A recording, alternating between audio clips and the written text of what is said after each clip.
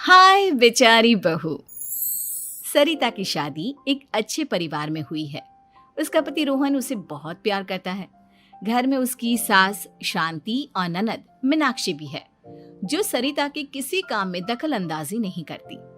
लेकिन फिर भी सरिता को ऐसा लगता है कि दुनिया की सबसे ज्यादा बेचारी बहू वही है और सबसे ज्यादा अत्याचार उसी पर हो रहा है। माँ जी, ये लीजिए आपकी चाय। अरे बहू, तूने इतनी ज्यादा चीनी क्यों डाल दी चाय में? हाय हाय माँ जी, मैंने तो उतनी ही मीठी बनाई है जितनी मीठी आपको पसंद है। माँ जी, आपको तो मेरे हाथ की चाय अच्छी ही नहीं लगती। जब देखो कुछ न कुछ कमी निकाल ही देती हो। अरे बहू, तू एक बात के पीछे ही पड़ जाती है। मैंने ऐसा कब कहा कि तू रोज चाय खराब बनाती है? सरिता अपने कमरे में चली जाती है और फोन उठाकर अपनी माँ से बात करती है। हेलो माँ, कैसी हो आप? क्या कर रही हो? मैं तो ठीक हूँ, पर तू बता, तेरा मूड कैसा है? तेरी आवाज से लग रहा है कि कुछ तो हुआ है तेरे ससुराल में। अरे क्या बताऊँ माँ, यहाँ तो हर समय मेरे साथ बहुत बुरा व्यवहार होता है। मैंने अपनी सास के लिए इतनी अच्छी चाय बनाई, लेकिन मेरी सास चाय पीते ही मुझे 4 बातें सुना दी। बेटी, तू इतनी छोटी छोटी बातों पर ध्यान ही क्यों देती हो? तुम्हारी सास ने कुछ बोल भी दिया तो क्या हो गया, वो बड़ी है ना तुझसे। माँ ने इतना समझाया, लेकिन इस बात का सरिता पर कोई असर नहीं हुआ। अपनी बेचारी बहू की छवि वो बदलना ही नहीं चाहती। अगली सुबह सब नाश्ते की टेबल पर बैठकर नाश्ता कर रहे थे, तभी सरिता ने अपने पति से कहा, सुनिए जी, मुझे ना आज बाजार से कुछ सामान लेकर आना है। आज आप ऑफिस से आने के बाद मुझे लेकर चलना ना। भाभी, मुझे भी कुछ किताबें खरीदनी है। आप दोनों जा ही रहे हो तो मेरी किताबें भी ले आना। लो, अभी तो बात ही की है बाजार जाने की, तो एक फरमाइश आ गई। माँ जी, आप भी बता दो कुछ, और हाँ, मोहल्ले वालों से भी बोल दो अगर वो कुछ मंगवाना चाहते हो तो। बेचारी मीनाक्षी अपना सा मुंह लेकर रह गई। ये सब देखकर रोहन से चुप नहीं रह गया और वो गुस्से में बोला, सरिता, क्या हो गया है तुम्हें? मीनाक्षी ने तो सिर्फ किताबों के लिए बोला है। तुम्हें मीनाक्षी से इस तरह से बात नहीं करनी चाहिए। माफी मांगो उससे अभी। क्या? मैं माफी मांगू? दिन भर आपके घर के काम करूं मैं, आपकी और आपके घर वालों की बातें सुनूं मैं, और अब माफी भी मैं मांगू? ऐसा कभी नहीं हो सकता। ये बोलकर सरिता वहां से चली जाती है। एक दिन उनकी पड़ोसन घर आती है। अरे सरिता, क्या कर रही है? और क्या करूंगी भाभी जी, बस घर का काम ही कर रही हूँ। आप बताओ कैसे आना हुआ? अरे मैं तो तुम्हारा हालचाल पूछने आई थी, लेकिन तुम तो बिजी लग रही हो। कोई बात नहीं, मैं बाद में आ जाऊंगी। और क्या करूं भाभी जी, जब से शादी होकर आई हूँ ना, बस काम ही कर रही हूँ। और इस घर में ना कोई मेरी कदर नहीं करता। पति है जो बस घर से ऑफिस, ऑफिस से घर। ननद को तो कॉलेज से फुर्सत नहीं।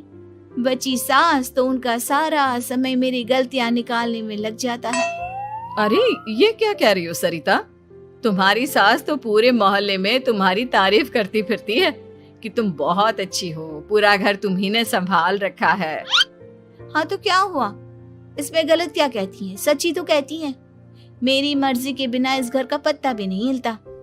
शाम को जब रोहन घर आया तो उसने सबसे कहा, कल हम सबको मौसी जी के घर जाना है। उनकी बेटी की शादी है। सब अपनी अपनी पैकिंग कर लो, सुबह होते ही निकल जाएंगे। और सरिता, तुम कान खोलकर सुन लो, वहां जाकर किसी की बुराई भलाई शुरू मत कर देना, नहीं तो मुझसे बुरा कोई नहीं होगा। हाय हाय जी, आप तो ऐसे कह रहे हो जैसे मैं सुबह शाम सबकी बुराई करती फिरती हूँ। आज तक कोई कह नहीं सकता कि मैंने किसी की पीठ पीछे किसी के बारे में कोई बुरी बात बोली हो तो। अरे बस बहू, बात को और ज्यादा आगे मत बढ़ा। हमें सब पता है तू हमारे साथ क्या व्यवहार करती है।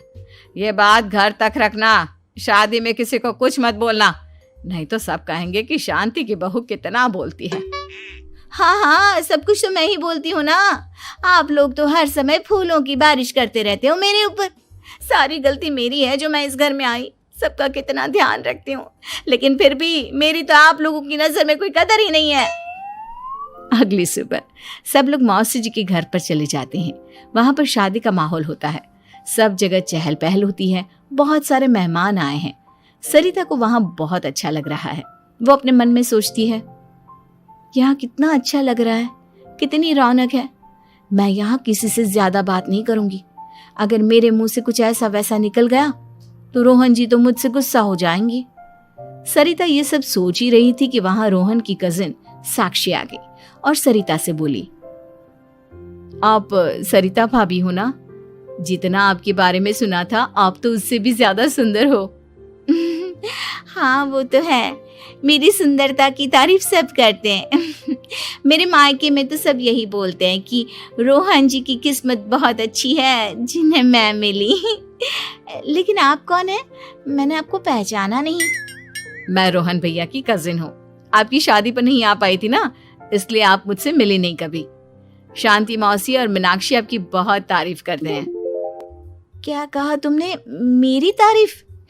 कभी नहीं। मेरे ससुराल वाले कभी मेरी तारीफ कर ही नहीं सकते। मैं इतनी अच्छी हूँ, मेहनती हूँ, लेकिन उन्हें तो मेरी कदर ही नहीं। सारा दिन घर का काम करती हूँ, फिर भी मेरी सास ना मुझे सुनाती रहती है और पति भी मेरी सास की साइड लेते हैं। ना कभी बाहर ले जाते हैं ना कहीं घुमाने। अगर घुमाने के लिए कभी बोल भी देना तो उनकी बहन बीच में आ जाती है। मैं कैसे रह रही हूँ उस घर में ये मैं ही जानती हूँ। सरिता की ये बातें सुनकर साक्षी को बड़ी हैरानी हुई।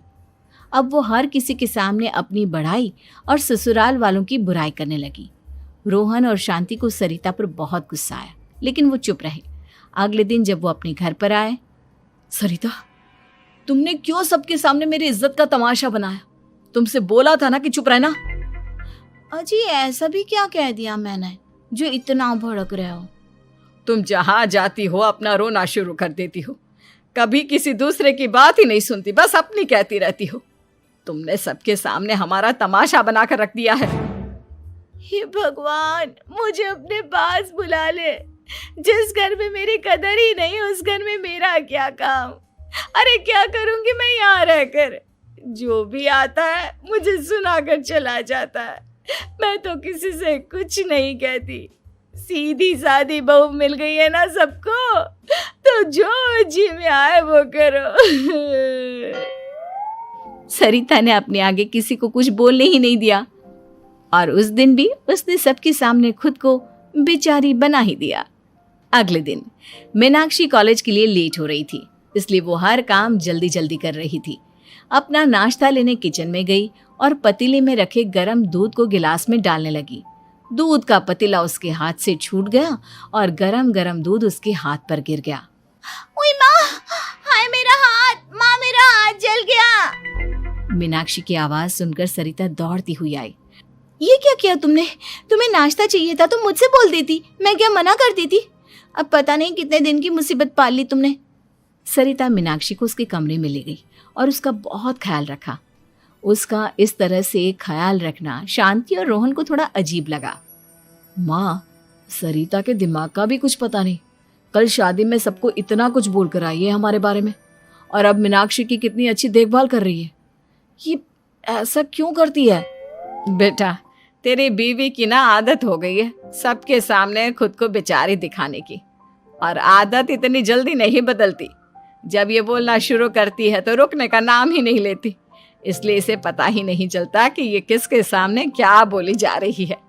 लेकिन दिल की बहुत अच्छी है। हमें भी अपना दिल बड़ा करके ये जैसी है इसे स्वीकार करना चाहिए।